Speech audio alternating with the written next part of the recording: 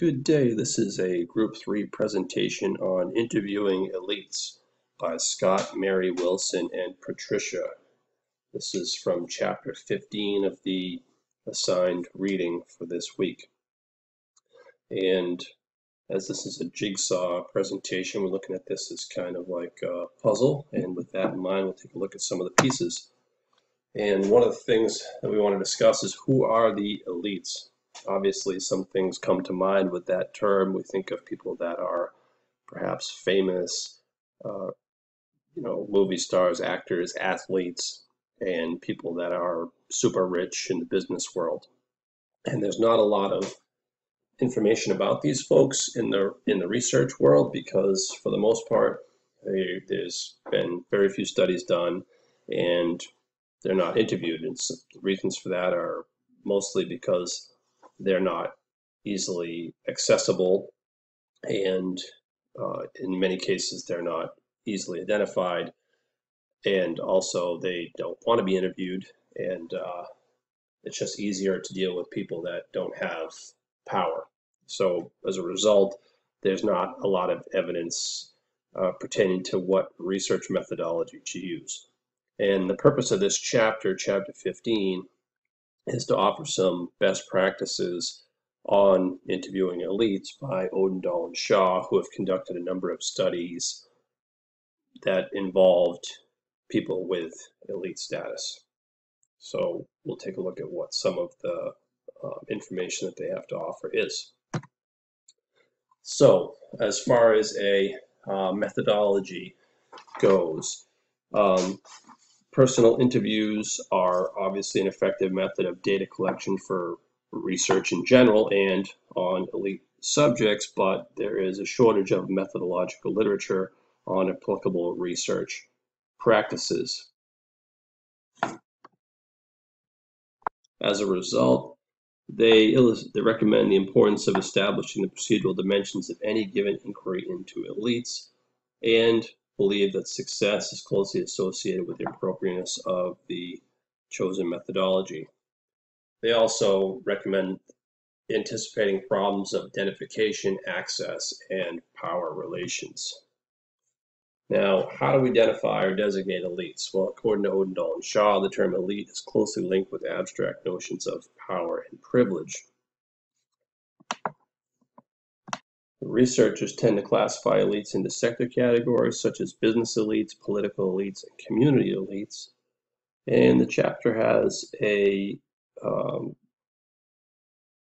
section in it from Suzanne Keller, who kind of brings this into perspective and reminds us that whereas elites are important in some social and psychological contexts, only some are important for society as a whole, which is very important, meaning, there are a lot of really, really important people, but they're not necessarily important for research or important to society just because they are famous or rich. So she recommends looking at a particular type of elites, which she terms strategic elites, which are essentially the elite of the elite. Leadership groups have a general and sustained social impact. These groups are strategic elites. And it's also noted in this chapter that elites tend to have a shared set of attributes, behavior, values, and lifestyles, which can be important when designing a study to learn as much as possible about this topic. Now, Odendahl and Shaw's research principally has to do or involves philanthropic elites, which are wealthy people or representatives of institutions of wealth.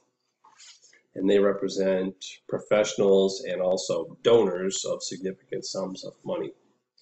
And given that, they recommend what they call studying up, which is learning as much as possible about what these people have for a culture. It's been shown they share behavior and manners, economic status, and sociocultural institutions, as well as attitudes, ideas, perceptions, and values. And as a researcher, it will be important to learn as much as possible about these ahead of time.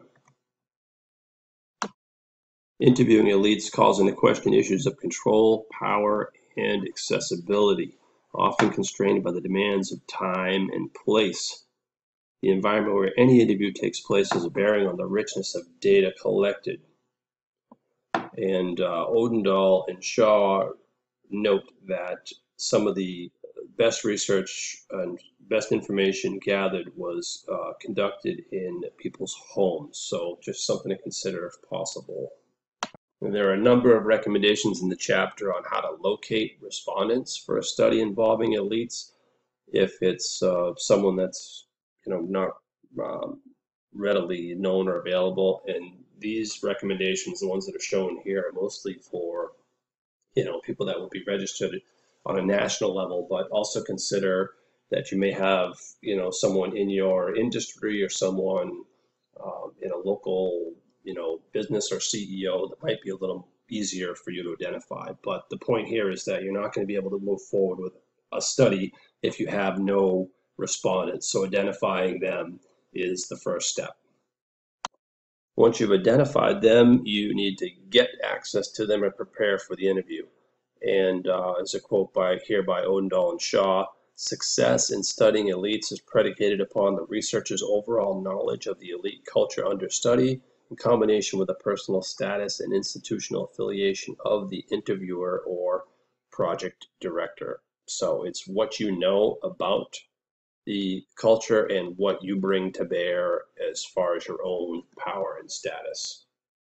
And you need to consider a number of different factors that could have an impact on your ability to get this done, including the time commitments that you as a researcher might have to invest in doing all the background homework or learning about the elites and the elite culture, the fact that the interview might have to take place in a location that's far away from you, the impact that insiders might have in gaining information, like an informant with whom you're able to establish rapport and trust. You may be able to get some information about the culture under consideration. You also have to think about gatekeepers, which are people that either have access or can limit access to your potential subjects. If you can gain their trust, they can be significant sources of advice, guidance, and background information. On the other hand, they can be, a deterrent. And the last couple things here, events. You have to plan for the unexpected and be able to take advantage of events that come up that will spontaneously, grant you information or access.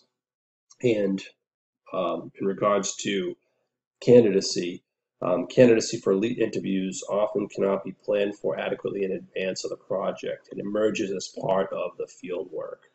Access is negotiated and renegotiated throughout the research process.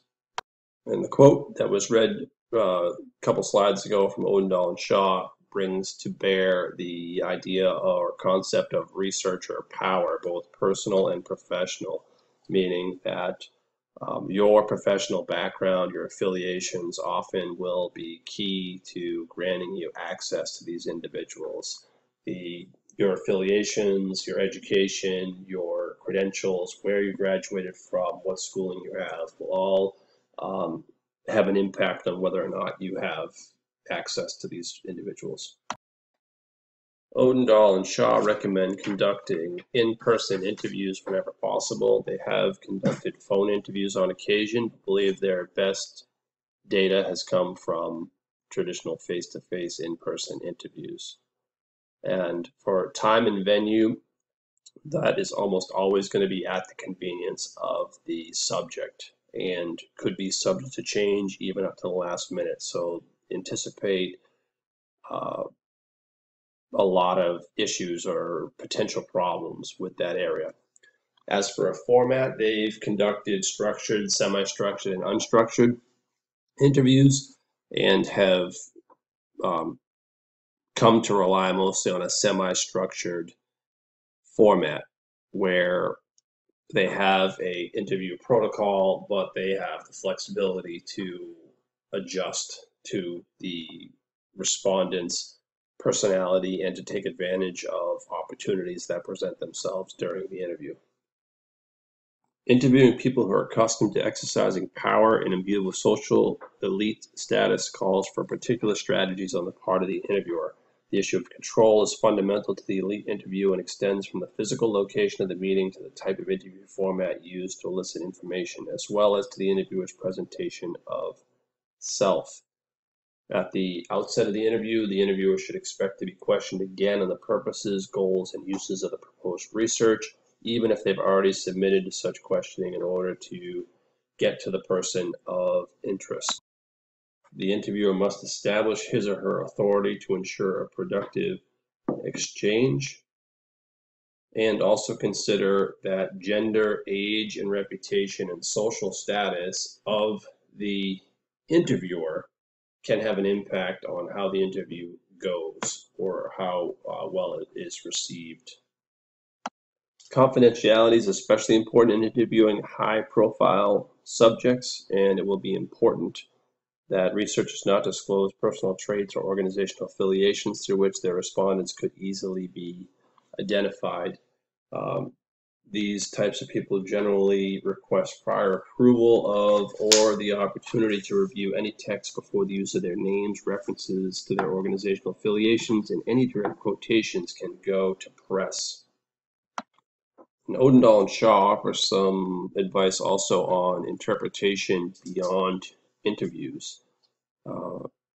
And that mostly is that elites should not be studied in isolation from the communities and organizational context in which they operate. And it's critical that researchers substantiate elite interviews with additional non-elite interviews. And Odendahl and Shaw also provide some information of the results of their studies on philanthropic elites, which are mostly concerned with diversity. And despite the fact that there's some research that states that the diversity of philanthropic elites has improved greatly over the last 40 years in terms of race, gender, sexual preference, and ethnicity, and a number of other factors, while there has been some improvement, they still find that half of all CEOs are white males, and that even though a lot of the organizations they represent have a policy or culture that is supposed to promote diversity, in practice they don't really follow what they're preaching.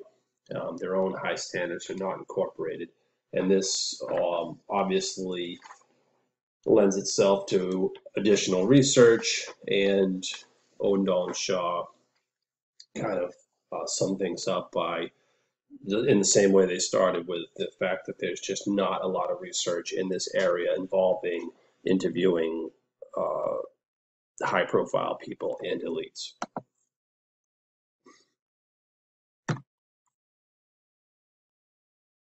And here are the references used for our presentation. Of course, we have the Odendahl and Shaw chapter that is